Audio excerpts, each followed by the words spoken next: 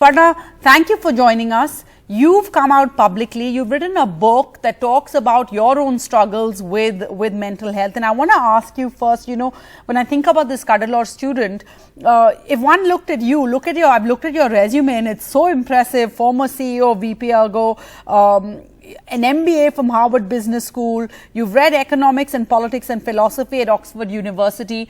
And yet, at the same time, you've come out to write a book that says that you've struggled with the issue of mental health and depression.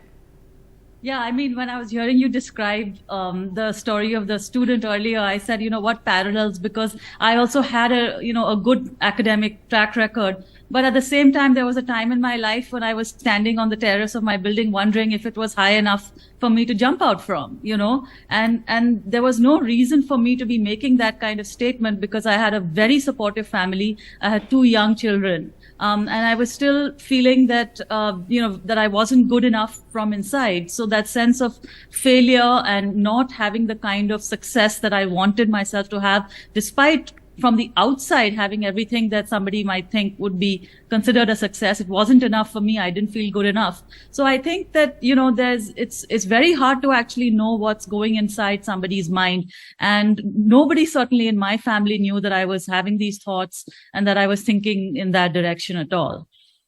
So, Aparna, explain that then to me, because, every time we have a student suicide, the teacher scolded this child and the teacher arrested and put away, or father didn't give a phone to the child. There's always something like this. If we keep looking at the trigger, calling it an individual personal matter, are we then sweeping the issue under the carpet, allowing society to escape our collective responsibility? Because we had Dr. Sen talking about, that it being layered, multidimensional, it's a public mental health issue, it's complex, he's saying it's an intersectoral problem. Your thoughts on this?